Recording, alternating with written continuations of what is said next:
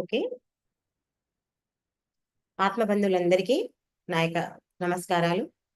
ఇంత గొప్ప ధ్యాన జ్ఞాన మార్గాన్ని మనకందించినటువంటి మన గురువు గారైన బ్రహ్మర్షి పితామహ పత్రిజీకి మరి ప్రతిరోజు నేను నాకు జ్ఞానాన్ని అందిస్తున్న బ్రహ్మర్షి తటవర్తి వీరరాఘరావు గారి దంపతులకు ఒకసారి ఆత్మ ప్రణామాలు తెలుపుకొని కార్యక్రమం స్టార్ట్ చేసుకుందాం మాస్టర్స్.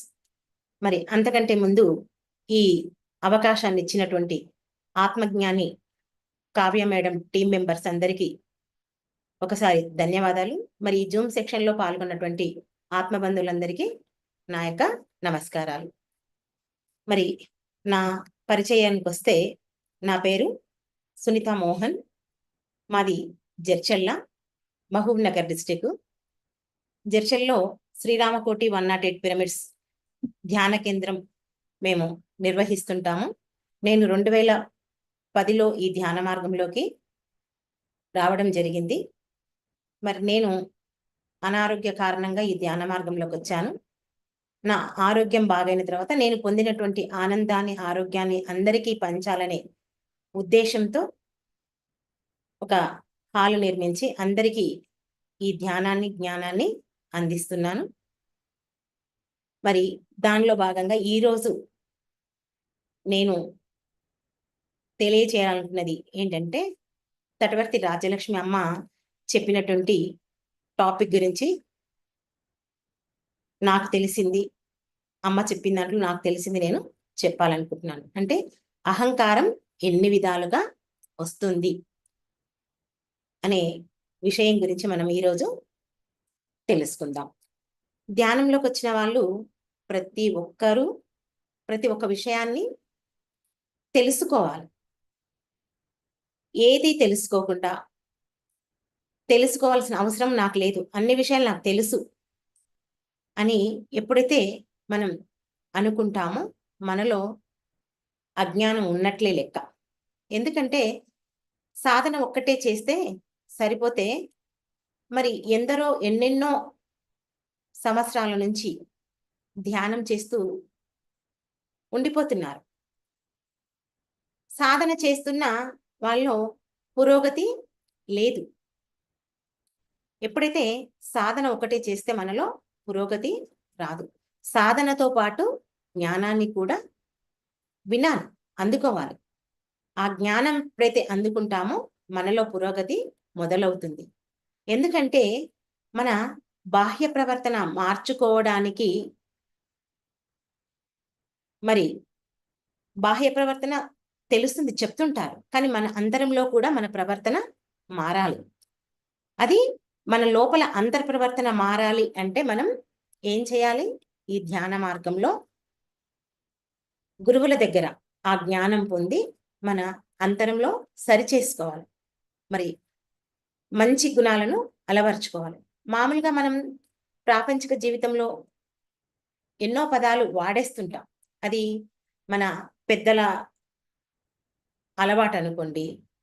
వాళ్ళు మాట్లాడుతుంటే మనం విని మన చుట్టుపక్కల వాళ్ళు చెప్పేవనుకోండి. ఇలా ఎన్నో రకాలుగా మనకు మాట్లాడడం అలవాటు అయిపోతుంది. అలాగే మాట్లాడుతూ ఉంటాం.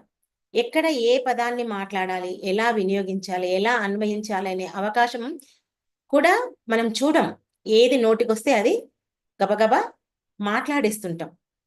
మరి ఆధ్యాత్మిక జీవితంలోకి వచ్చాక మనం ఏ పదాన్ని ఎక్కడ అన్వయించుకోవాలి అనేది మనం చూసుకోవాలి. చూస్తే అప్పుడు సరి అయిన జ్ఞానం మనకు ఉన్నట్లేక. ఇప్పుడు అహంకారం గురించి మనం కొంచెం తెలుసుకుందాం. అహం అంటే నేను, అందుకే అహమాత్మ అంటారు. అంటే నేను ఆత్మను అయి ఉన్నాను. మనం కనుక ఈ పదాన్ని విడదీసుకొని గమనించుకుంటే అహమాత్మ అన్నప్పుడు అహం అన్నది నేను, ఆత్మను అయి ఉన్నాను. అంటే అహం నేను అని పలికినప్పుడు మనకు శ్రీకృష్ణ భగవానుడు భగవద్గీతలో కూడా చెప్పడం జరిగింది కదా. అహం అన్నతోనల్లా కృష్ణుడు అనేది మనం ఇక్కడ గుర్తించాలి. కృష్ణుడు ఆత్మ నేను అని చెప్పడం జరిగింది. శ్రీకృష్ణ భగవానుడే కాదు, ఆత్మ అని మనం గుర్తుంచుకోవాలి. ప్రతి శ్లోకానికి మనకు అక్కడ తెలియచేయడం జరిగింది. కానీ మానవులు ఈ అహం అన్నది శరీరానికి ఉపయోగించారు. కాబట్టి ఇక్కడ శరీరము నేను అనే భ్రాంతిలోనే ఉన్నారు. ఆ శరీరం నేను అనే భ్రాంతిలో ఎప్పుడైతే ఉన్నామో అది కారంగా మారింది. అంటే అహంకారంగా మారింది. ఇక్కడ ఏమైంది? అహంకారం అనే పదం పుట్టుకొచ్చింది. చూడండి, ఈ మనస్సు, బుద్ధి, చిత్తము, అహంకారం అని 4 చెప్పారు మహాత్ములు. అంటే ఈ 3 లోనివైతే అహంకారం అన్నది అంటే మనస్సు, బుద్ధి, చిత్తం ఇవి మనకు కనపడవు కదా. అహంకారం అంటే ఈ శరీరం నేను అనుకునే భ్రాంతి ఎప్పుడైతే ఉంటుందో అదే అహంకారం. ఇది మనం పైన కనిపిస్తుంది, చెప్తుంటాం నేను నేను అని, నేను ఇలా ఉన్నాను అలా ఉన్నాను అని రకరకాలుగా మనం చెప్తుంటాం. అది కాక పక్క వాళ్ళని కూడా మనం అంటుంటాం వాడికి అహంకారం ఎక్కువ అని అంటుంటాం. అలా కాకుండా గర్వం ఎక్కువ అని చెప్తే బాగుంటుంది. ఎందుకంటే నేను శరీరం అనుకున్నాడు కాబట్టి దానిని తనకు తానే ఆపాదించుకున్నాడు. అంటే తనకు తానే అనుకున్నాడు కాబట్టి అహంకారం ఇక్కడ, అహంకారం అంటే ఇక్కడ మనం అర్థం ఏం చేసుకోవాలంటే ఇక్కడ మన ఆధ్యాత్మిక పరిభాషలు తీసుకోవాల్సిన అర్థము దేహము నేను అనుకోవడమే అహంకారం. అందుకే ఉపనిషత్తులు ఏం బోధించాయి అంటే అహంకారికి, అహంకారం మనలో ఏ మాత్రం ఉన్నా ఈ ఆత్మజ్ఞానం అబ్బదు. అంటే ఆత్మజ్ఞానికి అహంకారం అబ్బదు అనే అంటారు. అంటే శరీరం నేను అనుకునే వాడికి ఎప్పుడు ఆత్మజ్ఞానం గురించి తెలుసుకునే అవకాశమే ఉండదు. ఎందుకంటే వాడు ఎప్పుడు నేనే గొప్ప అనుకుంటాడు కదా, నాకే అన్ని తెలుసు అనుకుంటాడు. కాబట్టి ఆత్మజ్ఞానం తెలుసుకునే అవకాశం ఉండదు. ఉపనిషత్తులు కానీ, వేదాలు కానీ, జ్ఞానం కానీ ఆత్మ నేను అనుకునే భావనలో, భావన అంటే నేను ఏమిటి అది, భావన ఏంటి అది అంటే సత్యం. ఆ సత్యాన్ని తెలుసుకున్న వాడికి మాత్రమే ఆత్మజ్ఞానం వంట పడుతుంది. సత్యం తెలుసుకునే వాడికి ఆత్మజ్ఞానం ఎట్టి పరిస్థితుల్లో వంట పడదు. శరీరం నేను అనుకునే వాడికి ఎంత ఆత్మజ్ఞానం చెప్పినా వాడికి వంట పట్టదు. కాబట్టి అహంకారికి ఆత్మజ్ఞానం అనేది ఒక్క ముక్కలో చెప్పడం జరిగింది. వంట పట్టదు అనే విషయం ఒక ముక్కలో చెప్పడం జరిగింది. ఇప్పుడు మనం అహంకారం మనకు ఎన్ని విధాలుగా వస్తుంది అనే విషయానికి వస్తే మనకున్న కీర్తి వల్ల, మనకున్న ధనం వల్ల, మనకున్న భాషా పాండిత్యం వల్ల, మనకున్న ప్రాపంచిక విషయాల్లో ఆనందం వల్ల, తర్వాత ధారణా శక్తి మీద అవగాహన లేకపోవడం, తర్వాత లౌకిక విషయాల్లో ధైర్యము, లౌకిక విషయాల్లో ఓర్పు, ఈ 7 వల్ల మనకు అహంకారం పెరుగుతుంది. మొట్టమొదట మనం తెలుసుకునేది కీర్తి గురించి తెలుసుకుందాం. కీర్తి ఎలా, దీని గురించి అంటే మనం నలుగురికి ఏదైనా ఒక సహాయం చేశామనుకోండి, మనకున్న ధనంలో కానీ, మనకున్న జ్ఞానంలో కానీ, ఏదైనా ఒకటి పక్క వాళ్లకు లేదా పక్కూరి వాళ్ళకు, మన ఊరి వాళ్ళకు ఏదో సహాయం చేశాం. చేసినప్పుడు ఏం చేస్తారు? అబ్బా ఎంత సహాయం చేస్తున్నారు, ఎంత బాగుంది, ఇంత మంచిది, అంత మంచిది అని మనను నానా రకాలుగా పొగుడుతుంటారు. ఆ పొగిడే విధంలో మనకు తెలియకుండానే అహంకారం వచ్చేస్తుంది. అది ప్రాపంచిక జీవితం. మరి ఈ ఆధ్యాత్మిక మార్గంలోకి వచ్చాక కూడా ఏం చేస్తారు? ఏదైనా ఒక పిరమిడ్ కట్టించినా లేదా 4 చోట్ల క్లాస్ చెప్పినా, అబ్బా ఎంత బాగా చెప్పిండ్రు, ఎంత సేవ చేస్తున్నారు, ఎంత బాగా చెప్తున్నారు, డబ్బులుంటాయి అందరికీ ఉంటాయి, కానీ వీళ్ళు ఇంత బాగా మనకు అందిస్తున్నారు అని ఇలా రకరకాలుగా చెప్తుంటారు. అక్కడ నేను అనేది అహంకారం తెలియకుండానే నీ లోపల మొదలవుతుంది. నేనే కదా చేస్తున్నాను అని అనుకుంటాం. ఇక్కడ నేను కదా చేస్తున్నాను అని మనం భావించకుండా నా చేత ఆ పరమాత్ముడు, ఆ ప్రకృతి చేయిస్తుంది, నాకు ఈ అవకాశాన్ని కల్పించింది అని ఎప్పుడైతే మనం అనుకుంటామో అప్పుడు మనకు అహంకారం పెరగదు. అప్పుడు అహంకారం పెరగకపోవడమే కాకుండా ఆ ప్రకృతి మనకు ఈ ఆధ్యాత్మిక మార్గంలో ఎన్నో రకాలుగా ఎదగడానికి మనకు తన సహాయ సహకారాలు అందిస్తుంది. మనకంటే ఎటువంటి అడ్డంకులు లేకుండా ఈ ఆధ్యాత్మిక మార్గంలో ఉన్నతంగా ఎదగడానికి సహాయం చేస్తుంది. అక్కడ మనం ఇంకా అహంకారం పెంచుకోకుండా ఉండే అవకాశం ఉంటుంది. తర్వాత ధనం. ఈ ధనం వల్ల కూడా మనకు ఏమవుతుంది? అహంకారం పెరిగే అవకాశం చాలా ఉంటుంది. ఎందుకంటే నాకే ఇంత ధనం ఉంది. నేనే అందరికంటే చాలా గొప్ప స్థితిలో ఉన్నాను. నాకంటే ధనవంతులు ఇంకెవరు లేరు. మనం ఎవరిని చూసి అనుకుంటాము ఈ విషయము అంటే మనకంటే కింది స్థాయి వాళ్ళని చూసి అనుకుంటాం. మనకంటే ఎక్కువన్నోడు ఎట్లా పొగడడు కదా! అది కామన్ కదా! తక్కువున్నవాడే మనల్ని పొగుడుతాడు. ఆ పొగిడే వరకు మనం ఏం చేస్తాము? అహంకారం తలెత్తుకుంటాం. అంటే ఇక్కడ ఈ ధన సంపాదనలో కింది వాళ్ళే మనల్ని పొగుడుతారని తెలుసుకున్నాం కదా!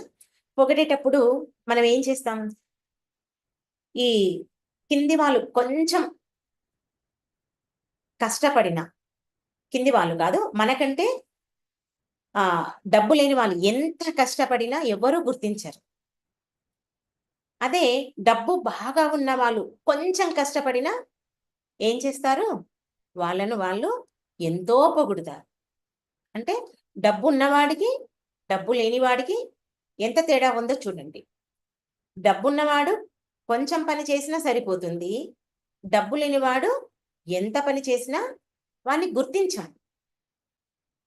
డబ్బు లేని వాడిని మనం పక్కలో కూర్చోబెట్టుకోవడానికి కూడా నిరాకరిస్తాం. అదే డబ్బున్న వాడిని మనం కూర్చున్న స్థలం నుంచి పక్కకు జరిగి కూర్చుందాం రా, అడ్జస్ట్ అవుదాం రా, సరిపోతుందిలే అని ఇలా నానా రకాలుగా మనం మన అభిప్రాయాల్ని వ్యక్తపరుస్తుంటాం. అంటే ఇక్కడ ధనం ఉన్నవాడికి, లేనివాడికి మధ్య మనం ఇలా మన యొక్క ప్రవర్తన చూయిస్తుంటాం. ఇలా ప్రవర్తిస్తే కనుక మనం ఇంకా అహంకారంలో ఉన్నట్లే. ఎప్పుడైతే మనం అందరూ ఆత్మస్వరూపులే అని గురువు దగ్గర ఎప్పుడైతే మనం నేర్చుకుంటున్నామో, మనకు ఆ ఉన్న ధనం వల్ల అహంకారం లేకపోతే మనం అందరినీ సమానంగా చూస్తాం. ఇది మనం ఎవరికి వాళ్ళం చెక్ చేసుకోవాలి. ఎవరు చెప్పరు మనకు. గురువు జ్ఞానం అందించే వరకే గురువు బాధ్యత. నువ్వు ఎంత మారావు అనేదే నీ ప్రవర్తన నీకే తెలుస్తుంది. నీకు అందుకే మనకు గురువు వాళ్ళు చెప్తుంటారు. మనల్ని మనం ప్రతిరోజు విచారణ చేసుకోవాలి. విచారణ చేస్తే మనలో ప్రవర్తన ఎలా ఉంది అనే విషయం తెలుస్తుంది. రోజు ధ్యానం చేస్తున్నాం, జ్ఞానం వింటున్నాం, ఎన్నో పుస్తకాలు చదువుతున్నాం, ఎంతో మందికి బోధిస్తున్నాం. ఇక్కడ బోధించడము గొప్ప కాదు, చదవడము గొప్ప కాదు, సాధన చేయడము గొప్ప కాదు. కానీ మనలో ప్రవర్తన మారడమే గొప్ప. ధ్యానం కంటే ముందు మన జీవితం ఎలా ఉంది? ధ్యాన మార్గంలోకి వచ్చిన తర్వాత, గురువు దగ్గర జ్ఞానం అందుకున్న తర్వాత మన మార్పు ఎలా ఉంది? మరి మనం ఈ గొప్ప మార్గంలోకి రాకముందు వంటింటికే పరిమితమైన వాళ్ళం మనం. ఇప్పుడు మారాం. ఎంతో జ్ఞానాన్ని పొందాం, ఆరోగ్యాన్ని పొందాం, మానసికంగా, శారీరకంగా, బుద్ధిపరంగా అన్నీ బాగున్నాయి. అందరికీ చెప్తున్నాం. కానీ ఇక్కడ అహంకారం పెంచుకోకుండా ఉండాలి. అదే మనం ఇప్పుడు చెప్పుకునే సబ్జెక్టు. అహంకారం ఎన్ని విధాలుగా వస్తుందంటే, నీకు కీర్తి పెరిగినా, ధనం పెరిగినా, భాషా పాండిత్యం పెరిగినా, ఏది పెరిగినా నీలో అహంకారం పెరగకుండా ఉండేట్లు చూసుకోవాలి. ధ్యాన మార్గంలోకొచ్చాను. ఇప్పుడు నాకే ఇంత జ్ఞానం వస్తుంది. నేనే ఇంతమందికి అందిస్తున్నాను. నేనింత బాగా చెప్పగలుగుతున్నాను అనే అహంకారం మనలో ఉండకూడదు. ఉంటే మాత్రం మనకు ఇంకా అహంకారం ఉందని మనం ఇక్కడ గుర్తించాలి. ఇప్పుడు మనం చెప్పుకున్నామే ఈ భాషా పాండిత్యం. భాషా పాండిత్యం అంటే కొందరు బాగా మాట్లాడవచ్చు. కొందరు మాట్లాడలేకపోవచ్చు. కదా! మరి అందరికీ ఒకే విధంగా వస్తుందని మనం ఎప్పుడు అనుకోవద్దు. కొందరు స్టేజ్ ఎక్కి మాట్లాడలేకపోతారు. అయినంత మాత్రాన వాళ్ళకు జ్ఞానం లేదు. వాళ్ళకి ఏమీ తెలియదు అని మనం ఎప్పుడూ భావించొద్దు. ఎందుకంటే వాళ్ళకన్నీ తెలుసు. జ్ఞానము ఉంది. కానీ స్టేజ్ ఎక్కి మాట్లాడే ధైర్యం ఉండకపోవచ్చు. ఆహ్, ఆ మాత్రానికే వాళ్ళకేమీ తెలియదనుకోవడమే మనలో అహంకారం. ఇప్పుడు ఎంతమందో గొప్ప పండితులున్నారు. ఎంతోమంది జ్ఞానాన్ని అందిస్తున్నారు. మాట్లాడుతున్నారు. మరి టీవీలో చూస్తే కనుక ఎంతోమంది యాంకర్‌లుంటారు. ఎంతో చక్కగా మనచే మాట్లాడిస్తారు యాంకర్‌లు. అలానే వాళ్ళకు గొప్ప పాండిత్యం ఉందా అంటే ఉండొచ్చు. భాషా పాండిత్యం ఉండొచ్చు. లేదని మనం అనొద్దు. కానీ అలాంటి వాళ్ళంతా పండితులు కూడా. అంటే జ్ఞానం లేకపోయినా పుస్తకాలు చదివి ఆ జ్ఞానాన్ని అందరికీ తెలుపుతుంటారు. కానీ అలాంటి వాళ్ళంతా నేను ఎంత సాధన చేస్తున్నాను. ఆ సాధన చేసినప్పుడు నేను ఎంతసేపు శూన్యంలో ఉండగలుగుతున్నాను. మరి నేను ఇన్ని సంవత్సరాల నుంచి ధ్యానం చేస్తున్నాను కదా! మరి నేను ఎంత సాధన, ఎంత జ్ఞానం సంపాదించాను. పుస్తకాలు చదివినంత మాత్రాన చదివి చెప్పడం కాదు. మన లోపలికి ఎంత వెళ్ళింది అనేది మనం విచారణ చేసుకోవాలి. అప్పుడు ఆ శూన్యం గురించి, ఆ సాధన గురించి ఎప్పుడైతే నువ్వు విచారణ చేస్తావో, అప్పుడింకా నీకు అహంకారం పెరగదు. ఎప్పుడు మనం గొప్పగా ఎదుగుతున్నామంటే ఒక్కసారి మనం మన గురువును గుర్తు చేసుకోవాలి. గురువుకు ఎంత జ్ఞానం ఉంది? అందరితో ఎలా ప్రవర్తిస్తున్నాడు? ఎలా మాట్లాడుతున్నాడు? అనేది మనం గుర్తుంచుకుంటే కనుక, విచారణ చేసుకుంటే కనుక, అప్పుడు మనకు అహంకారం పెరగకుండా ఉండే అవకాశం ఉంటుంది. ఎందుకు మనం ఎప్పుడు గురువును గుర్తు చేసుకోవాలంటే, మనం ఒక 4 క్లాసులు చెప్పేస్తే చాలు. అబ్బో! నన్నందరూ పొగిడారు, బాగా చెప్పావంటున్నారు అంటాం. కానీ మన గురువుని ఎన్నో వేల మంది, లక్షల మంది మెచ్చుకొనుండొచ్చు. కదా! అయినా తను అహంకారం పెంచుకోకుండా ఇంకా ఎదుగుతుంటాడు. ఒకటి గుర్తుపెట్టుకోవాలి. ఇక్కడ మనం ఒక్క మెట్టు ఎక్కితే గురువు 10 మెట్ల పైన ఉంటాడు. ఆ విషయాన్ని కనుక మనం పదే పదే ఎప్పుడైతే గుర్తుంచుకుంటామో, ఇంక మనలో ఎప్పుడూ అహంకారం ఉండదు. ఎందుకంటే మనం జ్ఞానాన్ని అందిస్తున్నాం. ఈ జ్ఞానం అనేది 10 మంది 10 రకాలుగా చెప్తారు. అందరూ ఒకే విధంగా చెప్పాలని రూల్ లేదు. చెప్పుకున్నాం మనం ఇప్పుడు. ఏంటి? భాషా పాండిత్యం వల్ల ఎంతో చక్కగా చెప్పగలుగుతారు. అందుకే ఎప్పుడు నేనే గొప్ప అనే అహంకారం మనలో చేర్చేసుకోవద్దు. ఎప్పుడైతే నేనే గొప్ప అనే అహంకారం నీలో చోటు చేసుకుందో, ఇంక నీలో అహంకారం ఉన్నట్లే. ఆ విషయం బాగా మనం గుర్తుంచుకోవాలి. నెక్స్ట్ లౌకిక విషయాల పట్ల ఆనందం. అయితే ఇక్కడ ఈ లౌకిక విషయాల పట్ల అంటే ఇది తాత్కాలిక ఆనందమే. ఎందుకు అంటే మనం గమనిస్తే మనం కోరుకున్నవన్నీ మన ఇంట్లో ఎన్నో ఉంటాయి. ఒక మంచి ఇల్లు ఉంటుంది. ఒక మంచి కారు ఉంటుంది. మంచి భూములుంటాయి. మంచి సంపదలుంటాయి. మనం మన వంటింట్లో ఎన్నో రకరకాల వస్తువులను అమర్చుకుంటాం. టీవీ, ఫ్రిడ్జు ఇలా ఎన్నో రకాలుగా మనం అమర్చుకుంటాం కదా. బెడ్రూమ్లో ఏసీ కానీ ఎన్నో మన ఇంట్లో అందరికీ అన్ని విషయాలు తెలుసు కదా. మనం ఇంట్లో ఎన్ని పరికరాలు ఉంటాయని అన్నీ అమర్చుకున్నాం, అంతా బాగుంది. కానీ వాటిని అనుభవిద్దామంటే ఆరోగ్యం సరిగ్గా లేదు. అప్పుడు ఇంక నీకు ఎన్ని వస్తువులు ఉంటే ఏం గొప్ప? ఒక తీపి తిందామంటే షుగరు, ఉప్పు తిందామంటే బీపీ, నూనె తిందామంటే అస్తమా. ఇలా ఎవరికో ఏదో ఒకటి అనారోగ్యం ఉంటుంది. అలాంటప్పుడు మనకు ఇన్ని సంపదలున్నా, ఇన్ని మన ఇంట్లో సౌకర్యాలు ఉన్నా ఏమాత్రమైనా మనకు లాభం ఉందా అని మనం ఇక్కడ ఆలోచిస్తే దాన్ని అనుభవించే యోగ్యం మనకు ఉండదు. అంటే ఎన్ని ఉన్నా మనకిక్కడ తాత్కాలిక ఆనందమే అనేది మనం ఇక్కడ గుర్తుంచుకోవాలి. ఈ తాత్కాలిక ఆనందమే నాకింక ఎక్కడ అనుభవించడానికి లేదు, అన్ని ఉన్నా ఏం లాభము అనే విషయం గనక మనం గుర్తు చేసుకుంటే ఇంక మనంలో అహంకారం అనేదే ఉండదు. అందుకే మనల్ని మన గురువులు విచారణ, విచారణ, విచారణ అని చెప్తుంటారు.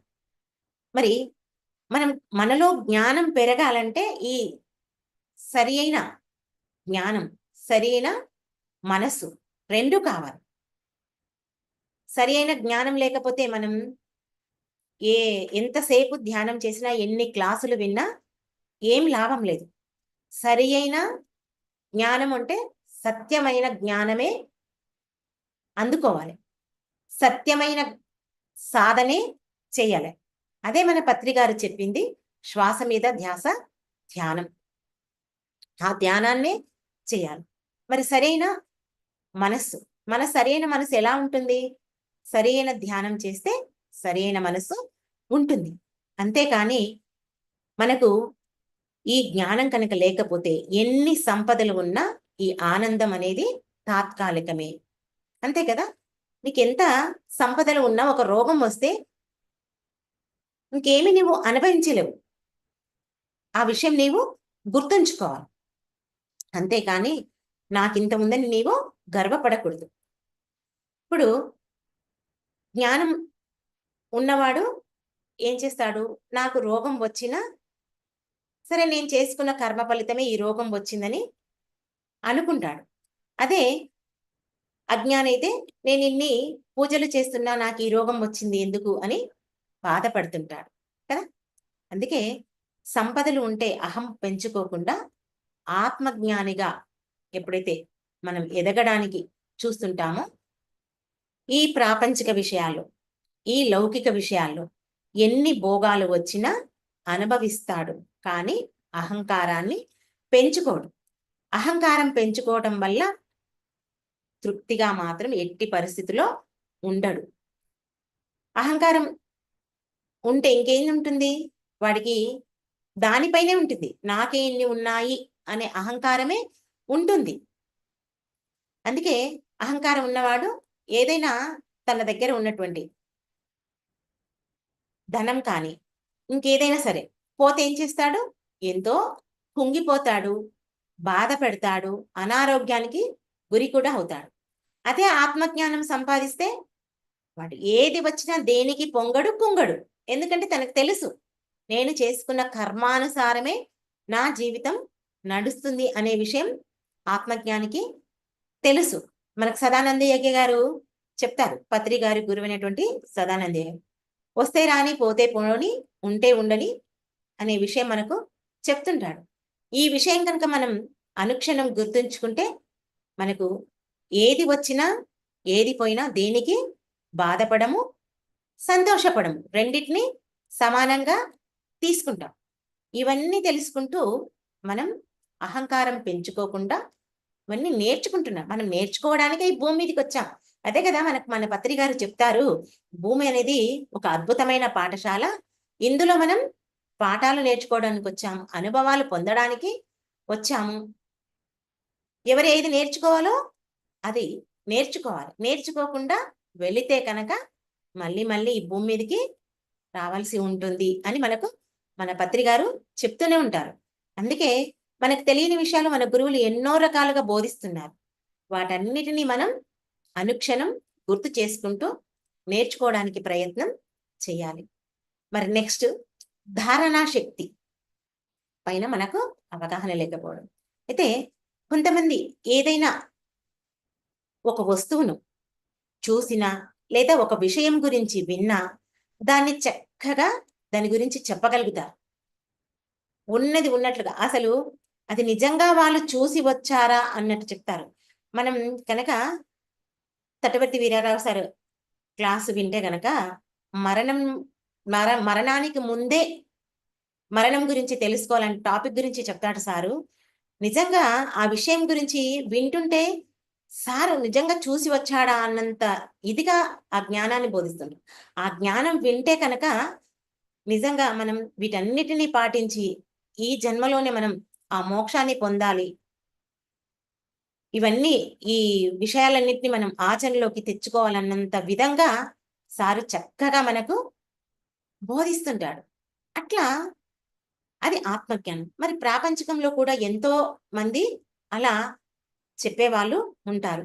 వాళ్ళు చెప్తుంటే ఆ విషయాన్ని మన కళ్ళకు కట్టినట్లుగా, మన కళ్ళ ముందు ప్రత్యక్షమైనట్లు, మన కళ్ళ ముందే జరుగుతున్నట్లు మనం చూడగలుగుతాం. ఆ విషయాన్ని అంత చక్కగా ఆ ధారణా శక్తి అంత చక్కగా ఉంటుంది.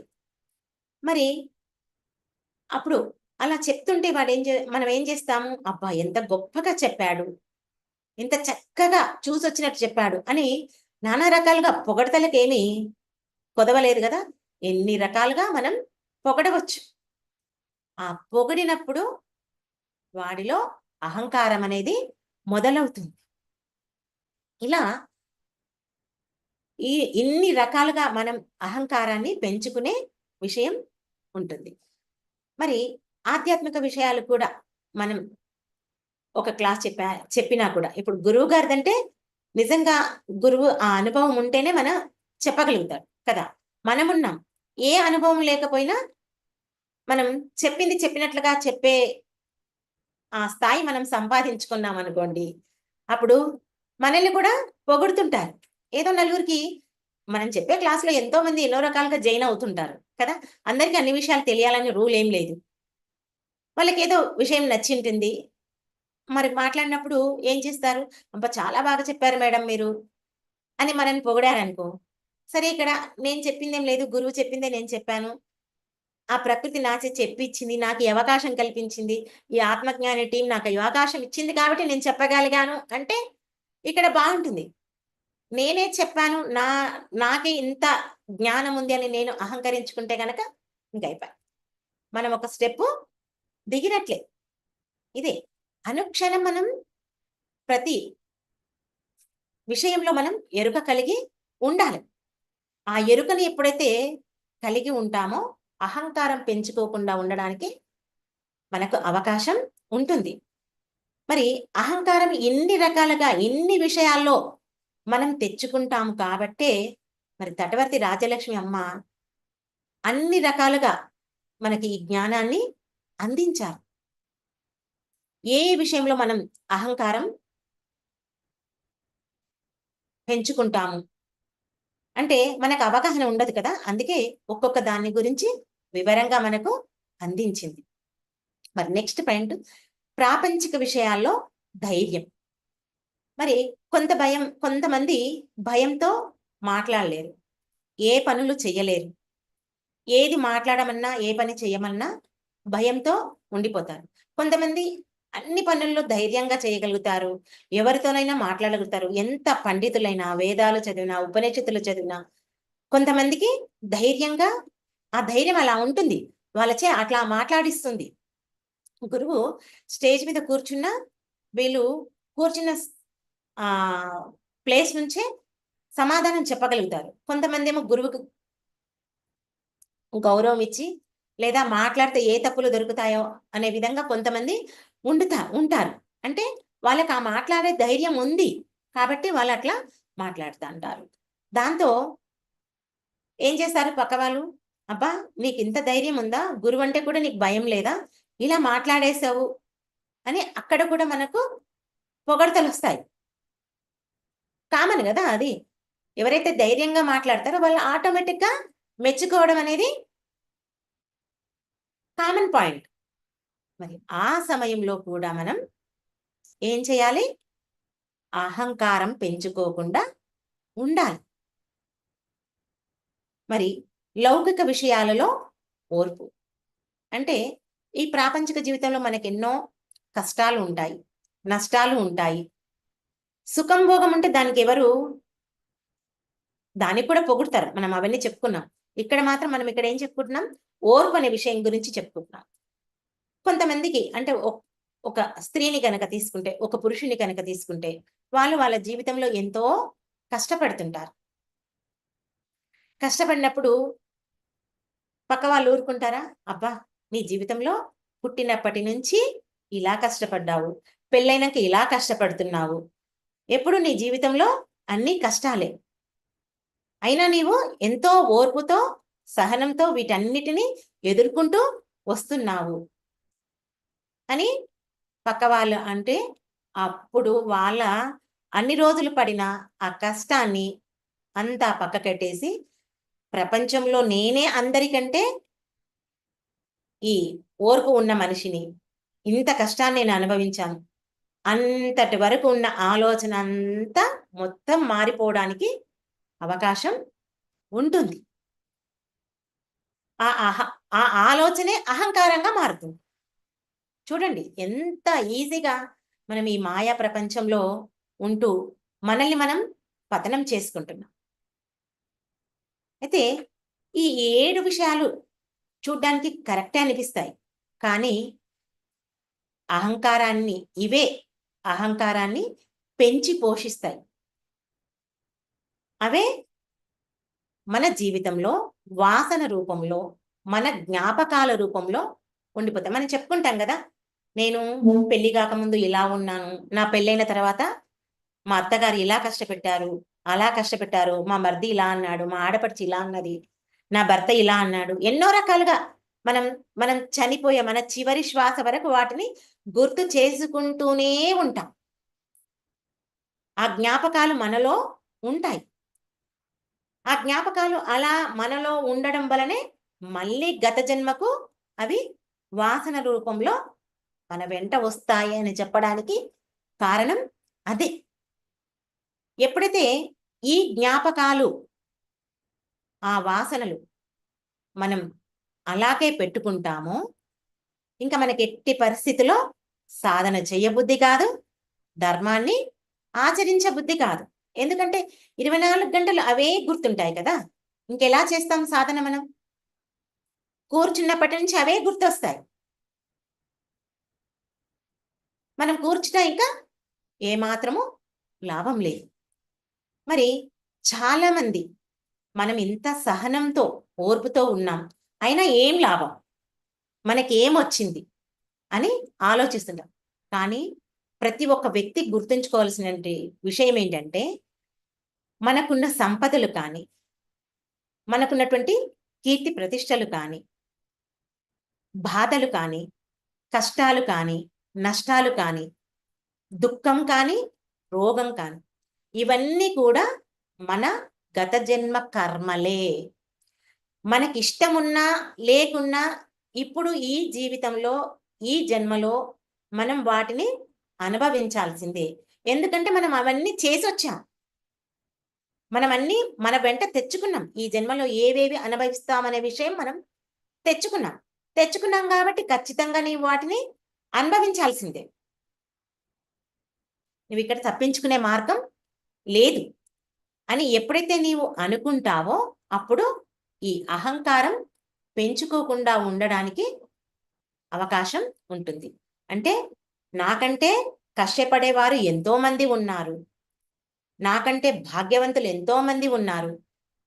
కీర్తి ప్రతిష్టలున్న వాళ్ళు ఎంతోమంది ఉన్నారు. లోకంలో ఇవన్నీ సహజమే అని మనం ఎప్పుడైతే అనుకుంటామో, ఇప్పుడు మనం పుణ్యం జేస్తాం. పుణ్యం జేస్తే మనకేమొస్తుంది? ఆ పుణ్య కర్మల వల్లనే మనకు భోగవంతమైన జీవితం వస్తుంది. అదే మనం పాపం చేశామనుకోండి, మన జీవితంలో అన్నీ కష్టాలే అనుభవించాల్సి వస్తుంది. ఆ పాపాలు చేసినప్పుడు మనకు దుఃఖవంతమైన జీవితమే జీవిస్తాం. ఇంకెటువంటి సుఖవంతమైన జీవితం మనకు ఉండదు. కానీ ఇవన్నీ మనకు ఎప్పుడు అర్థమవుతాయి? ఈ ఆధ్యాత్మిక మార్గంలోకి వస్తేనే మనకు ఇవన్నీ అర్థం అవుతాయి. ఇవి తెలుసుకున్నాకే మనకి ఇంకా అహంకారము ఉండదు, దుఃఖము ఉండదు. అంతే కదా? తెలుసుకోనంత వరకు అహంకారము ఉంటుంది, దుఃఖం ఉంటుంది. ఈ జ్ఞానం పొందినాక అహంకారం ఉంటుందా? నేను ఒక నిమిత్త మాత్రురాలిని, నాకు భగవంతుడి అవకాశం ఇచ్చిండు అని అనుకుంటే నీలో అహంకారం ఉండదు, అహంకారం లేకపోతే దుఃఖము ఉండదు. అయితే ఇదే విషయాన్ని మండుకోపనిషత్తులో ఒక మాట చెప్తారు. ఏంటంటే, ఈ ప్రపంచంలో ప్రతి ఒక్క మానవుడికి ముక్తి పొందే అర్హత ఉంది. కానీ ఆ ముక్తి పొందడానికి కావలసిన అర్హత అన్ని విషయాలు తనలోనే ఉన్నాయి. కానీ మానవుడు ఏం చేస్తున్నాడు? ప్రపంచంలోవి అన్నీ చూసి అజ్ఞానంతో అవన్నీ శాశ్వతం అనుకుంటున్నాడు. ప్రపంచంలోవి అన్నీ చూసి శాశ్వతం అనుకొని, ఆ శరీరమే శాశ్వతం అనుకొని ఏం చేస్తున్నాడు? తనకి ఏదైతే కావాలనుకుంటున్నాడో అది దొరికినప్పుడు తనెంతో సంతోషపడుతున్నాడు, ఆనందపడుతున్నాడు. అదే దొరకలేదనుకో దుఃఖపడుతున్నాడు. అదే జీవితం అదే సాగుతుంది. కానీ భగవంతుడు ఏం చెప్పాడు మనకు? ఈ ప్రపంచంలో ఉన్నవన్నిటినీ నీవు అనుభవిస్తూ నీ ఆత్మ పైన దృష్టి పెట్టు, అంటే నా పైన దృష్టి పెట్టు అని చెప్పి భగవంతుడు చెప్పాడు. కానీ మనమేం చేస్తున్నాం? ఆ భగవంతుడు ఏవైతే సృష్టించాడో ఆ సృష్టించిన వాటిపైన అన్నిటినీ దృష్టి పెడుతున్నాం. కానీ ఆ పరమాత్మని పైన ఒక్కటే మనం దృష్టి పెట్టట్లేదు. ఎందుకంటే మానవుడికి దేహాత్మ భావన పోలేదు. అంటే నేను శరీరం అనే భావన పోలేదు. కానీ మన జీవితంలో సద్గురువు వచ్చాక ఈ దేహం నేను కాదు, ఆత్మను నేను అనే విషయం తెలుసుకుంటాం. నిజమే కదా? ఈ ప్రపంచంలో ఉన్నవన్నీ మనం మన డబ్బులు పెట్టి కొనుక్కుంటాం. చెప్పుకున్నాం మనం. కీర్తి విషయంలో, సంపదల విషయంలో ఈ విషయాలన్నీ చెప్పుకున్నాం. ఎంతసేపు ఆ పరమాత్ముడు ఏవైతే సృష్టించిండో వాటిపైనే మనం మన మనసును ఉంచుతున్నాం కదా! అందుకే మనకు ఈ దుఃఖం. కానీ ఈ దేహం అశాశ్వతం, ఆత్మ శాశ్వతం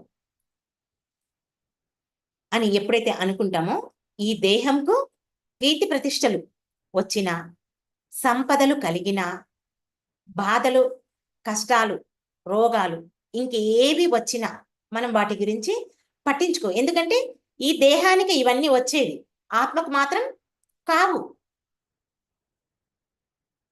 ఈ ఆత్మ భూమి మీదకి వచ్చేటప్పుడు ఈ శరీరాన్ని తొడుక్కొని వచ్చింది. లోపల మాత్రం దానికి ఏది తలగదు. ఏమి తగిలినా ఈ శరీరానికి, ఈ పైన కనిపించే శరీరానికే తగులుతుంది.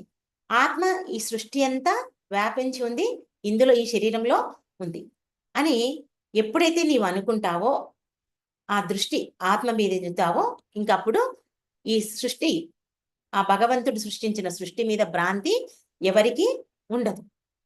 అంతే కదా? ఇప్పుడు మనం ఉన్నాం, ఈ భూలోకంలో ఉన్నాం. కొన్ని ప్లాట్లు కొంటాము, కొన్ని ఇండ్లు కొంటాము, కొన్ని ఏం చేస్తాం? నాకు ఇంత పొలం ఉంది, ఇన్ని ఎకరాల పొలం ఉంది, అక్కడ అన్ని ప్లాట్లు ఉన్నాయి, ఇక్కడ హౌస్ ఉంది, ఈ హౌస్ ఉంది, మాకు విల్లాస్ ఉన్నాయి, ఫామ్ హౌస్లు ఉన్నాయి, ఎన్నో రకరకాలుగా మనం ఈ భూలోకంలో ఉన్న వాటిని చూసి, ఈ భూలోకాన్ని చూసి ఎంతో గర్వపడుతున్నాం. కానీ ఈ భూలోకం ఒక ఇసుక రేణువు అంత. కానీ ఇంతకంటే అందమైన లోకాల పైన ఎన్నో ఉన్నాయి. వాటన్నిటినీ వదిలి నీవు నేర్చుకోవడానికి ఈ భూలోకానికి వచ్చావు అనే విషయం నువ్వు గుర్తుంచుకుంటే గనక, ఇవన్నీ నువ్వు చూసొచ్చావా, చెప్పగలుగుతున్నావు అంటే నేనేమి చూడలేదు, గురువు చెప్పింది చెప్తున్నాను. గురువు చెప్పిన మాట మీద నమ్మకం ఉంచి మరి గురువు చెప్పిన మాట మీద నమ్మకం ఉంచితేనే కదా మనం తెలుసుకోగలిగేది. గురువు మాట మీద నమ్మకం లేకపోతే మనం ఏం తెలుసుకోగలుగుతాం? ఏమీ తెలుసుకోలేం. గురువిచ్చిన సాధన చేస్తున్నావు. నీ ఆరోగ్యంలో, శరీరంలో, నీ యొక్క మనసు పరంగా, బుద్ధి పరంగా ఎన్నో మార్పులొచ్చాయి. అదైతే నీకు నో డౌట్ కదా! ఎన్నో మార్పులు చెందావు. మరి ఇవన్నీ కూడా నీవు నమ్మాలి. నమ్మితేనే నీవు చెప్తారు కదా! మనం ధ్యానంలో కూర్చొని సూక్ష్మ శరీరంలో అన్నీ తెలుసుకోవచ్చు. ఎన్నో వింతలు తెలుసుకోవచ్చని చెప్తారు కదా! అందుకే మనం గురువు మాట మీద నమ్మకం ఉంచాలి. అందుకే గురువు చెప్పిందేంటి? ఈ భూలోకమే కాదు, ఇంతకంటే అందమైన లోకాలు పైన ఎన్నో ఉన్నాయి. దీన్ని చూసి నీవు మురిసిపోవద్దు. ఇది శాశ్వతం కాదు అని చెప్తున్నాడు. అయితే అహంకారం మనలో ఉందా లేదా అని మనం ఎలా తెలుసుకోవాలి? ఆ పాయింట్ కూడా వస్తుంది కదా! అంటే మనకు గురువిచ్చిన సాధన మీద కానీ, ఆ జ్ఞానం పొందడం మీద కానీ, మనకు గనక ఎక్కువ ఆసక్తి లేకపోతే, గురువు మాట మీద నమ్మకం లేకపోతే మనకు అహంకారం ఉన్నట్లే. ఈజీ. గురువు మాట మీద నమ్మకం ఉంటే నువ్వు సాధన చేస్తావు, జ్ఞానాన్ని పొందుతావు. లేకపోతే నీవు నమ్మవు. ఇంకా నీకు అహంకారం ఉన్నట్లే. గురువు మాటలు నీకు అర్థం కావు. నీవు ఎప్పుడైతే గురువును నమ్ముతావో, విశ్వసిస్తావో, అప్పుడే నీకు ఇవన్నీ అర్థమవుతాయి. నీలో ఉన్న అహంకారాన్ని పోగొట్టుకుంటావు. ఒక విషయం గుర్తుంచుకో. ఆ పరమాత్మని యొక్క కృప నీ మీద ఉన్నప్పుడే గురువు నీ జీవితంలో ప్రవేశిస్తాడు. గురువు నీ జీవితంలోకి ఎప్పుడైతే ప్రవేశిస్తాడో, ఆ పరమాత్ముడు నీ జీవితంలోకి వచ్చినట్లే. ఆ భగవంతుణ్ణి చేరుకునే మార్గం నీకు చూపిస్తాడు. గురువే చూపిస్తాడు. ఆ మార్గం చూపించడానికి ఇది ఏర్పాటు చేస్తాడు ఆ పరమాత్ముడు. కానీ చాలామంది ఈ పూజలు, భజనలు, స్తోత్రాలు, జపాలు ఇవన్నీ చేస్తారు. ఇవన్నీ పుణ్యకర్మలే. ఇంతవరకే ఆగిపోతారు. లోకంలో చాలామంది పుణ్యకర్మలు చేయడానికే చూస్తుంటారు. కానీ ఆ మోక్షం పొందే మార్గం ఏదైతే ఉందో, ఆ ధ్యానాన్ని అందరూ ఆచరించలేకపోతున్నారు.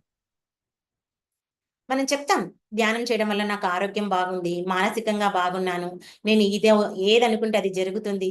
మనం ఏది అనుకోవాల్సిన అవసరం లేదు. మనం ఏది అనకపోయినా మనకి ఏదైతే అర్హత ఉందో, దేనికైతే అర్హులమో అది మనకు చక్కగా వచ్చేస్తుంది. మన జీవిత అనుభవాలు చెప్పిన వాళ్ళు కొంతమంది ఈ ధ్యాన మార్గాన్ని ఇష్టపడరు. అంటే వాళ్ళు ధ్యానం వాళ్ళకు నచ్చలేదనే, అంటే భగవంతుణ్ణి చేరే అర్హత లేదనుకోవాలి. భగవంతుని తెలుసుకునే అర్హత వాళ్ళకు లేదని మనం అనుకోవాలి. ఎందుకంటే ధ్యానం చేసి ఎంతోమంది ఎన్నో వరాలు పొందారు. ఎన్నో సిద్ధులు పొందారు. ఇవన్నీ మనం చరిత్ర ద్వారా చదివాము, తెలుసుకుంటున్నాం. కానీ ఆచరణలో మాత్రం మనం పెట్టుకోలేకపోతున్నాం కదా! చదివే వరకే చూస్తున్నాం మనం. ఆచరణలోకి మనం తెచ్చుకోవట్లేదు.